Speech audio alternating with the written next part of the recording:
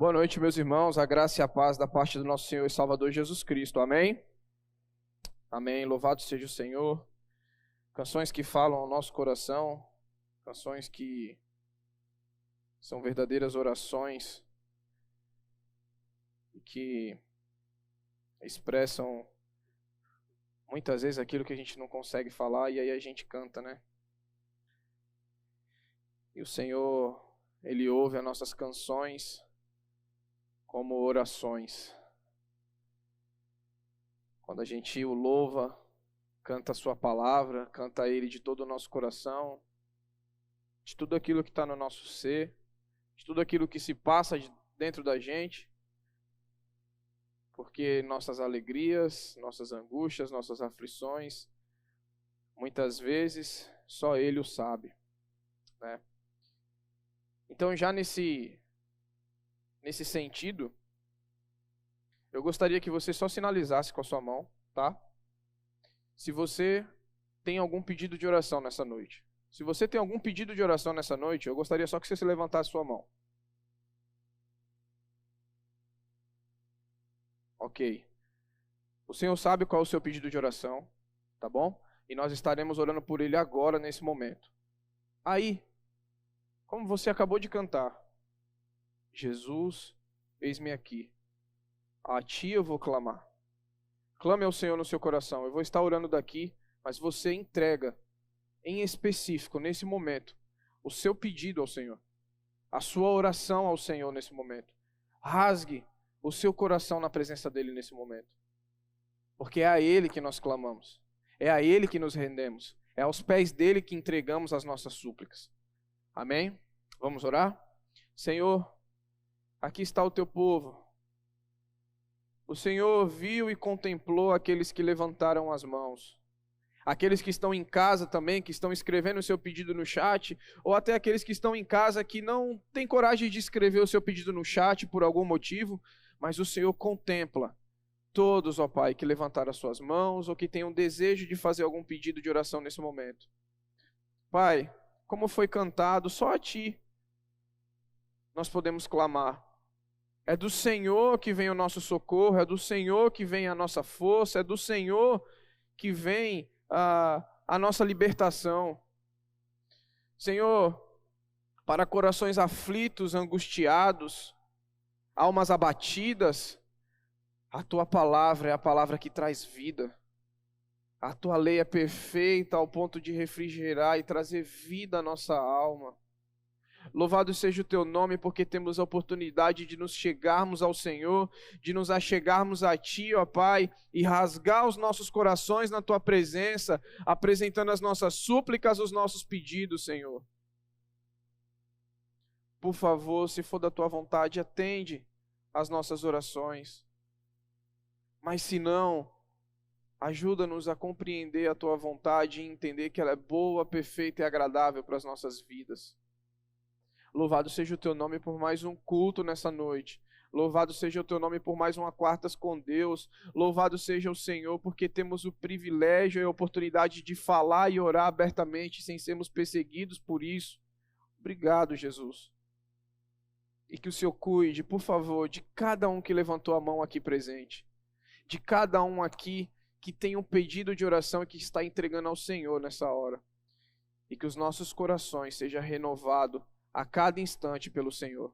Essa é nossa oração em nome de Jesus. Amém. Amém?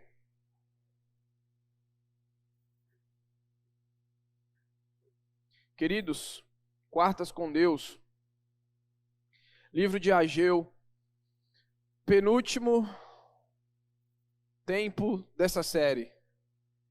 Falta o último que é na semana que vem. Então, Quartas com Deus na semana que vem, estamos juntos para ver o desfecho do livro de Ageu. Eu creio que não só eu, mas muita gente foi edificada através da exposição desse livro.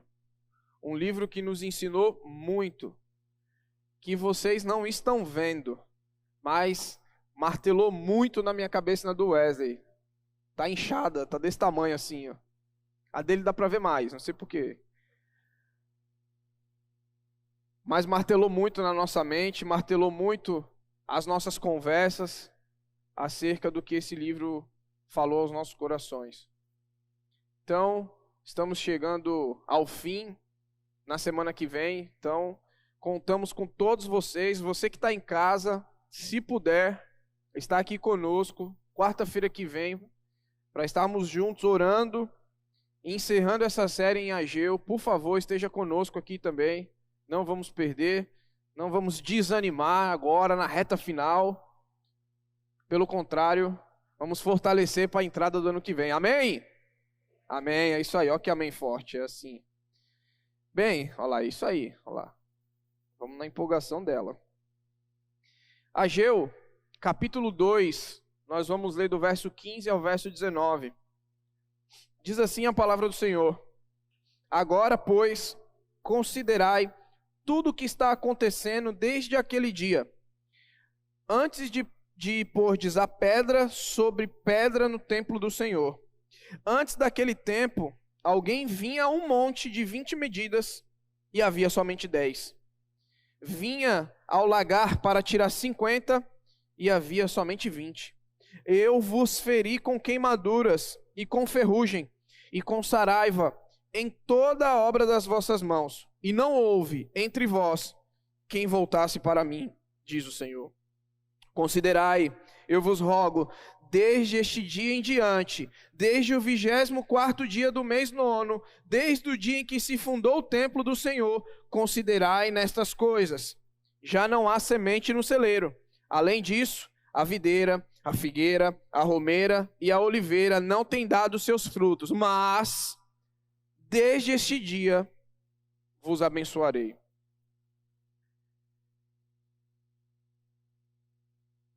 Irmãos, aqui nós estamos expondo o livro de Ageu e esse trecho a gente pega ali como uma parte da acusação à bênção. Um chamado ao arrependimento, aquilo que aqueles que se arrependeram através da mensagem do profeta vão começar a ver a sua história modificar pelo que eles estão se propondo a fazer. Mas antes, e ao dar início, eu preciso fazer uma pergunta. Quem aqui já foi negligente alguma vez na sua vida? Deixa eu levantar a mão. Pode levantar as duas? Obrigado, não estou sozinho. Ufa, pensei que era só eu, negligente. Sabe o que significa negligência? Negligência significa o seguinte: desleixo, descuido, indiferença. É uma palavra em latim que significa desleixo, descuido e indiferença. Às vezes a gente fala, eu fui negligente, sem saber muito bem o que está falando. Mas quando falamos que fomos negligentes, geralmente estamos falando que fomos desleixados, descuidados, e eu acredito que seja o pior dos sentimentos que uma pessoa pode ter, indiferente. E algumas vezes na minha vida eu agi dessa forma. E para mim, custou algumas coisas e perdas na minha vida, não sei nem de vocês. Esse desleixo, esse descuido, essa indiferença, com algumas questões, me custaram sérios problemas. Em minha caminhada cristã, eu também já tive a mesma atitude para com Deus e com seus ensinos, em algum determinado momento da minha vida. Justamente disso aqui, de negligência, de desleixo, de descuido e de indiferença. Resultado: desvio, dores, frustrações e portas literalmente fechadas. Afinal, não se vira as costas para Deus. Não se é negligente com Deus. Não há um Deus justo que cumpre as suas promessas e propósitos e deseja a mesma fidelidade de nós. Não se vira as costas para um Deus assim. Não se trata um Deus dessa forma. Não o nosso Deus. ser negligente e desobediente com grande eu sou não é muito vantajoso. É como se numa briga entre uma formiga e um elefante, a formiga tentasse enforcar o elefante. É impossível. É como se a gente fosse a formiga e Deus o elefante, e a gente tentasse enforcar Deus, quando a gente é negligente para com Ele, para com a sua obra, para com aquilo que Ele coloca nas nossas vidas para a gente poder fazer. Nós sempre sairemos perdendo nessa disputa e sendo acusados de rebeldia, de desleixo e de indiferença. E aqui nós estamos vendo essa exposição de Ageu. Até aqui, a gente vê que não é diferente com o povo dele. Vimos um povo que estava negligente com aquilo que foi colocado nas suas mãos, com a obra de Deus, com a obra do templo. Eles tinham um objetivo que era a reconstrução do templo, e por 14 anos, eles negligenciaram isso. A procrastinação do povo estava produzindo na nação efeitos desastrosos. Afinal, Deus é fiel às suas alianças e exige fidelidade dos seus. Nesse cenário, o profeta em questão chama o povo a recobrar a consciência e rever suas prioridades. E essa construção se dá com o encorajamento de que a glória futura do templo seria restaurada. Mas como vimos, não um templo construído e restaurado por eles, mas o em que em Cristo, essa maravilha seria concretizada. O intuito é uma consagração interior, que como consequência traria para o povo as bênçãos prometidas àqueles que obedecem a Deus. Porém, o pecado do povo contaminava toda a sua experiência vivida com Deus da aliança. O pecado da negligência, o pecado da indiferença, da desobediência. Porque se você lembra, o povo deixa de construir o templo para quê? Edificar suas próprias casas, embelezar suas próprias casas, cuidar primeiro da sua vida. E se desse tempo, a reconstrução do templo. Nós vamos ver aqui, nessa parte, a mudança da atitude negligenciadora na reconstrução do templo. Quando eles mudam essa atitude, reproduziria neles e para eles um reparo nacional daquela nação da parte de Deus. Quando eles mudaram a atitude, começou a vir uma reparação através de bênçãos nacional para toda a nação daquele povo. E nós vamos observar o modo que o profeta alerta o povo para a mudança de atitude, a fim de que a mão do Senhor voltasse a abençoá-los mediante o retorno do propósito correto. O quanto isso traria de bênção para o seu povo e a sua nação em específico.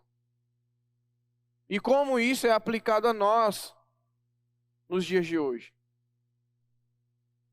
Num primeiro ponto, 2 pontos nós vamos trabalhar. O primeiro ponto era: a negligência do povo era a causa da sua punição. Versículo 15 ao versículo 17. A negligência do povo era a causa da sua punição. O desleixo, a indiferença para com a obra de Deus, para com aquilo que Deus havia proposto para o povo, era a causa da sua punição. Esse descaso com o templo, com a construção daquilo que pertencia a Deus, era o motivo em que Deus estava pesando, estava punindo o seu povo. Veja como ele começa o versículo 15. Agora, pois, considerai tudo o que está acontecendo desde aquele dia. Ou seja, desde que Deus proferiu o que haveria de acontecer com o povo e o que estava acontecendo com o povo pela negligência deles. Mas aqui é um chamado de Ageu para olhar tanto para o passado como para o futuro. Olhar o que fizeram anteriormente, ou seja, negligenciaram a reconstrução do templo. O quanto as coisas haviam ido de mal a pior por causa dessa atitude. Nós vimos tudo isso, desde a exposição do primeiro versículo aqui.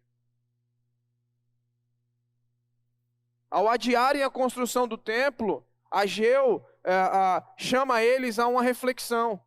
Veja como vocês estavam.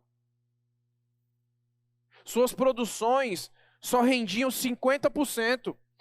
E suas ofertas eram inúteis perante o Senhor, pois não estavam de acordo com o que ele havia determinado. Lembra do depósito em saquetel furado? Aqui não vai ser diferente quando ele vai falar, relembra o que estava acontecendo. Aí ele vai falar aqui, no verso 16, antes daquele dia, antes de pôr pedra sobre pedra no templo, antes daquele tempo, alguém vinha ao monte de 20 medidas e havia somente 10. Vinha ao lagar para tirar 50 e havia somente 20. Antes deles começarem a reconstruir novamente o templo, no período da negligência, no período do desleixo, da indiferença, o Senhor havia pesado a mão sobre eles.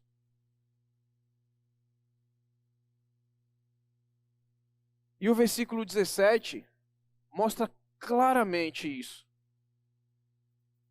Olha o que Deus vai falar. Eu vos feri. Eu vos feri. Ou seja, o Senhor da colheita, o dono de tudo, era poderoso para advertir seu povo e mostrar seu desagrado com eles através disso que ele fala no verso 17.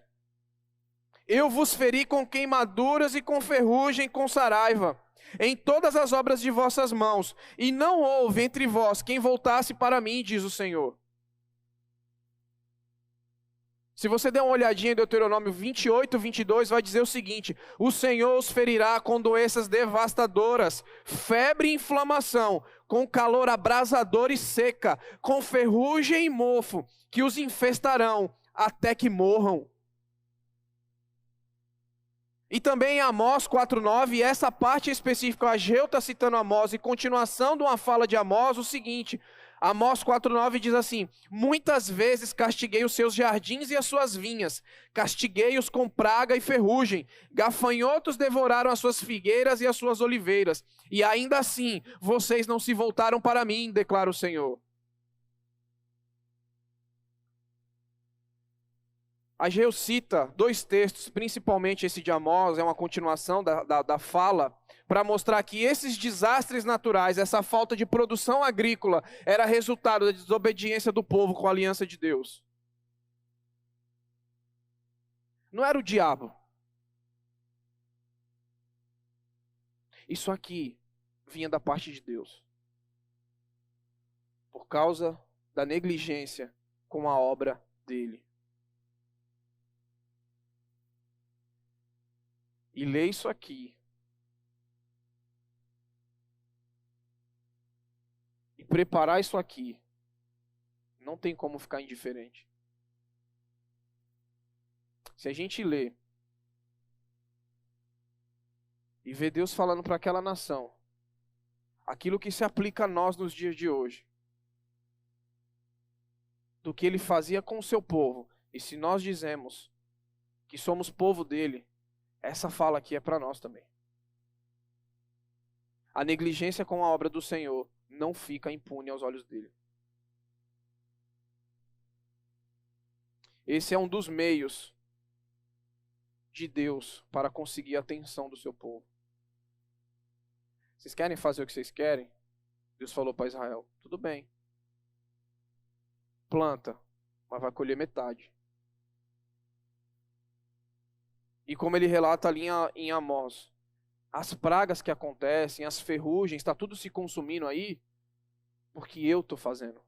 Sou eu que estou fazendo. E sabe o que é mais interessante? E triste ao mesmo tempo? Que muitas vezes Deus faz isso. Veja o que o profeta falou. Eu estou fazendo tudo isso. Em Amós ele vai falar, e ainda assim vocês não se voltam para mim. Ageu vai falar, e não houve entre vós quem voltasse para mim, diz o Senhor. Amós está relembrando aqui. Era assim que vocês estavam. Era dessa forma que vocês estavam. E nem eu fazendo tudo isso com vocês, colocando toda essa dificuldade, vocês se voltaram para mim. Não causou um arrependimento dentro de si.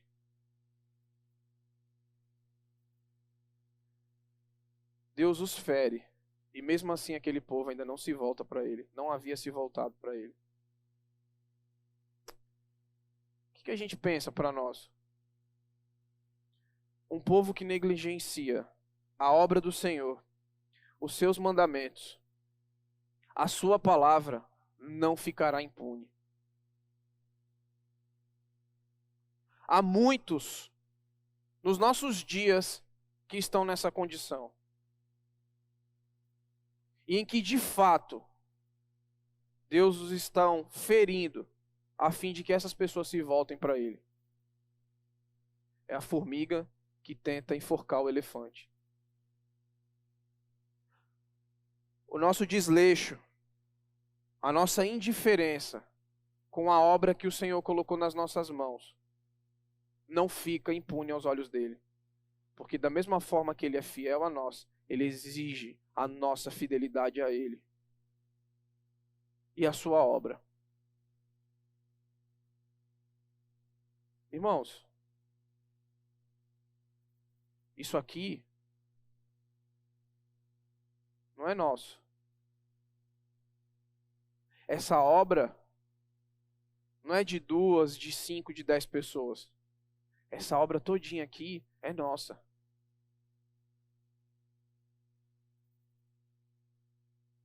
A reconstrução após uma pandemia é nossa, orientada por Deus. Não diga, eu não tenho nada a ver com isso. Todos nós, todos, fomos chamados à reconstrução.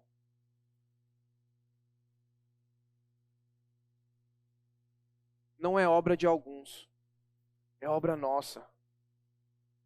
É obra para nós. É hora da gente se voltar e entender qual é o nosso papel aqui dentro. E não é qual é o nosso papel aqui dentro numa forma de que isso aqui é meu. Eu não sei se já deram essa notícia triste para vocês. Que na verdade não é triste, é alegre. Aqui não é meu, aqui não é seu. Aqui tem um dono, chama-se Jesus de Nazaré. A não ser que alguém aqui, e eu não saiba, que foi chicoteado, morreu e ressuscitou ao terceiro dia, e não me contaram, aí a igreja é sua. De resto, essa obra é dele e é para ele. Se a gente negligencia,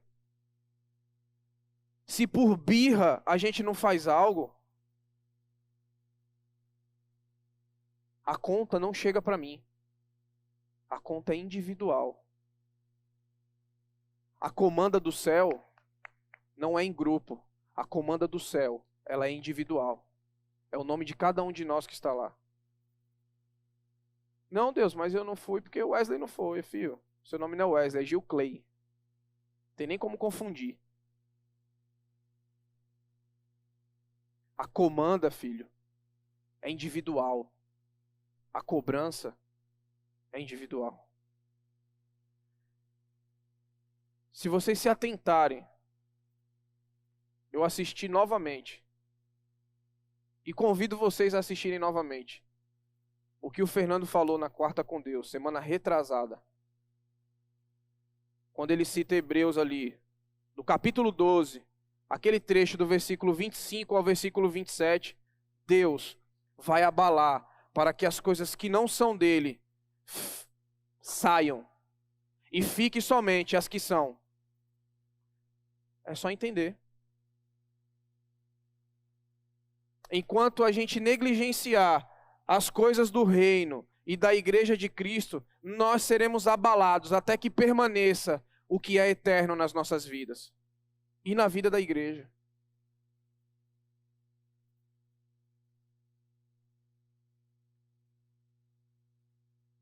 É o que a palavra está falando.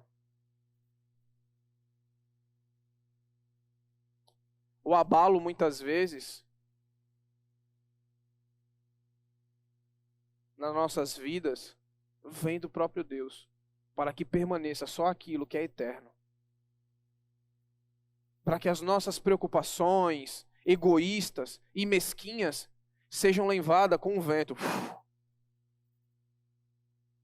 É ele falando assim: filho, sabe esse bezerro de ouro que está aí no teu coração, achando que você tem algo que é seu?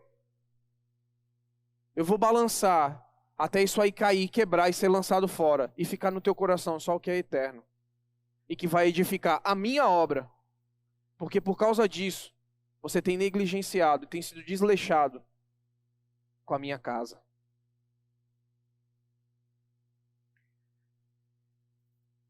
No segundo ponto, o comprometimento com a reconstrução do templo trará benefícios para a nação. Versículo 18 e 19.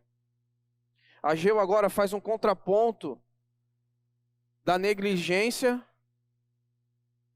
para a mudança de atitude do povo. Ele começou com relembre. Lembra antes de vocês colocarem a pedra como que vocês eram?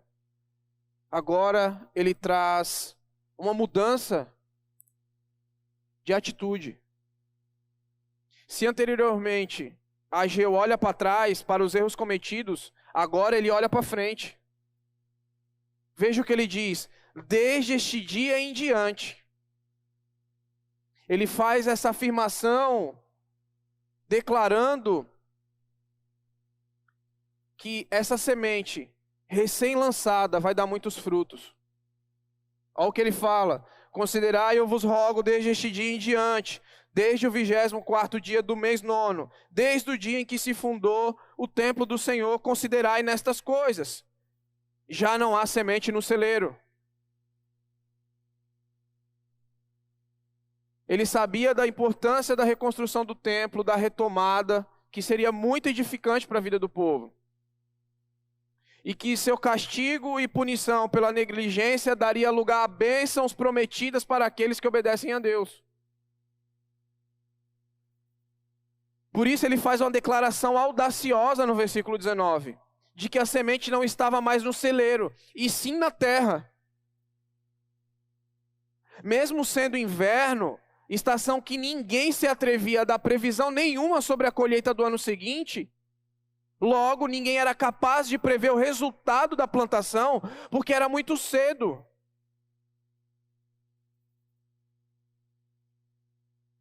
Ele ainda cita os principais frutos de Israel: a videira, a figueira, a romeira e as oliveiras.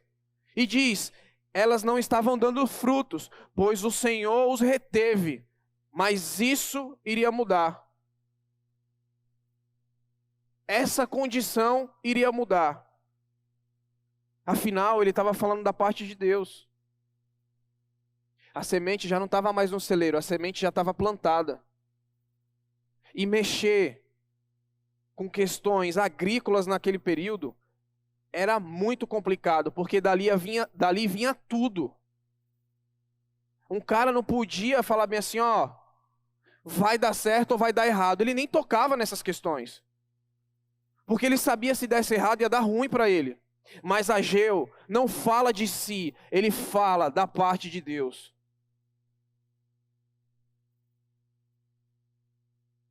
E veja por que que ele teve essa certeza de que aquela condição iria se reverter. Se antes não dava nem na videira, nem na figueira, nem na romeira e nem na oliveira, agora vai passar a dar, ele fala.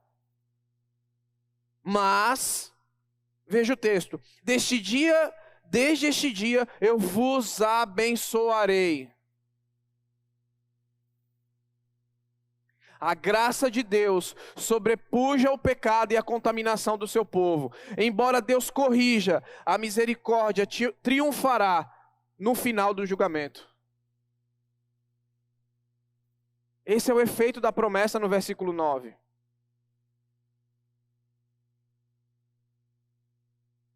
Uma mensagem corajosa da parte do profeta. Se vocês lembrarem, o versículo 9, a glória desta última casa será maior do que a primeira, diz o Senhor dos Exércitos. E neste lugar darei a paz, diz o Senhor dos Exércitos. Nós acompanhamos aqui que glória que seria essa. Não seria um templo novo. Não seria o que a gente ouve muito acerca desse versículo. Que você estava em um lugar e agora a glória da segunda casa será maior que a primeira. Aí todo mundo fala, amém. Mas que uma glória maior, que vinha do Cristo, como foi exposto para nós, será muito maior do que aquela que eles aguardavam. Eles achavam que era do templo. Mas era em Cristo que essa glória viria. E Ageu estava falando acerca disso. Quando nós nos voltamos para Deus, para os seus propósitos, para uma vida com Ele, justa, o castigo, a punição, o abalar se torna em graça. Um povo que vivia no pecado, o pecado da negligência e da procrastinação, agora encontra a promessa de graça e perdão, e de uma glória muito maior, que eles nem imaginariam. O arrependimento encontra o favor daquele que retém o alimento, e que logo faz florescer misericórdia para aqueles que cumprem a sua aliança.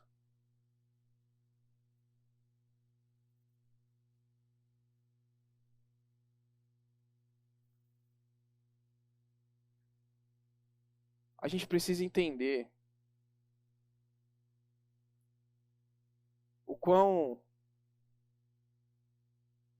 fazer a obra do Senhor com amor, se voltar para Ele de todo o nosso coração, isso é bênção, não só nas nossas vidas, mas na vida daqueles que nos cercam, do povo de Deus. Esse arrependimento traria benefícios não para um povo, ou não para uma pessoa, ou para uma família específica, mas para toda a nação.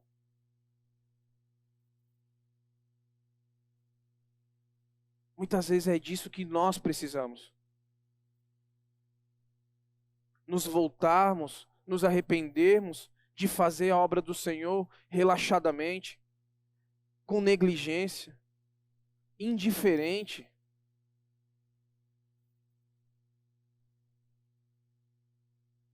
Para que a bênção alcance as nossas vidas. E pelo muito pregar errado, parece que a bênção que alcança as nossas vidas está só ligada ao monetário.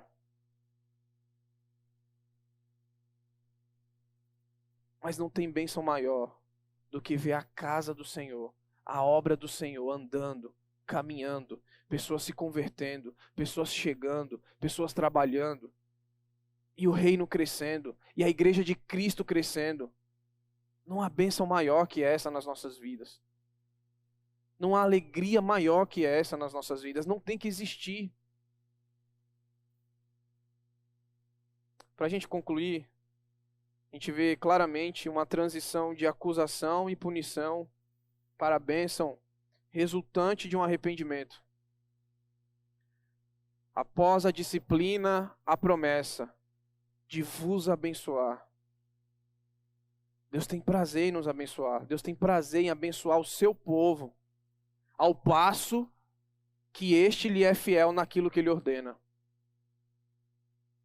E a gente pergunta, qual a aplicação para nós? O que a gente tem a ver com isso? Como que eu aplico isso na minha vida diária? Nós precisamos mudar a nossa atitude.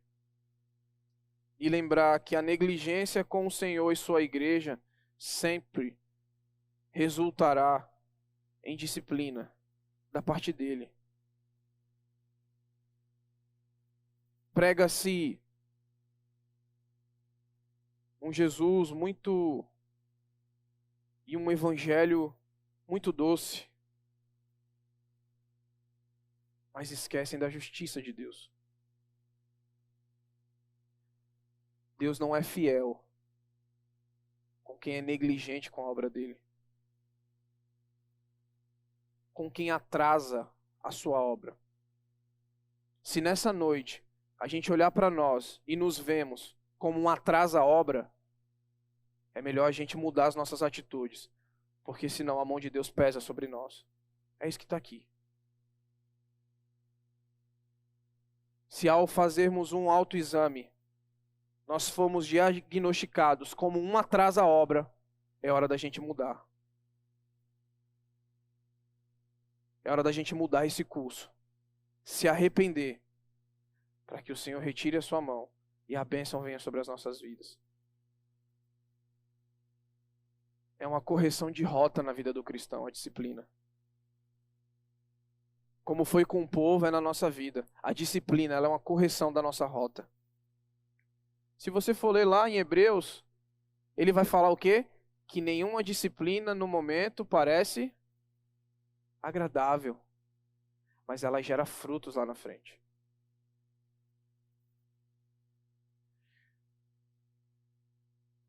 Há esperança quando a gente muda de rota. Há esperança quando a gente tira a plaquinha de empata a obra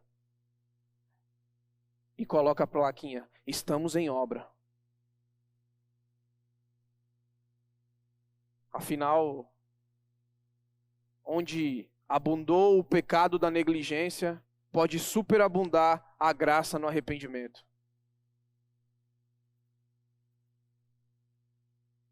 Pergunta para nós, o que nós temos sido negligente com a obra que Deus colocou em nossas mãos? O que a gente tem sido negligente com a obra que Deus colocou nas nossas mãos?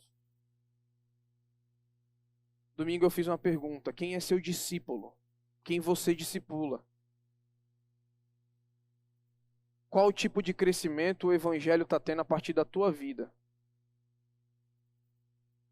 E hoje a pergunta para nós é, o que nós temos sido negligentes com a obra que Deus colocou nas nossas mãos? É hora da gente mudar o curso, seguir para o arrependimento e assim sermos agraciados com as bênçãos do Senhor. Família estruturada, filhos na presença do Senhor,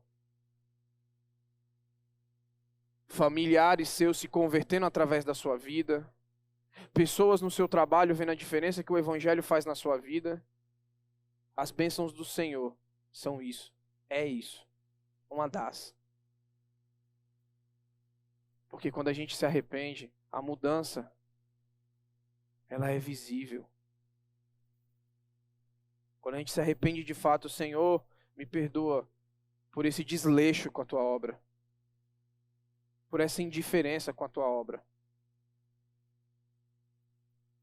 Deus é gracioso em querer nos abençoar, para que o seu nome, o nome dele, seja glorificado através das nossas vidas.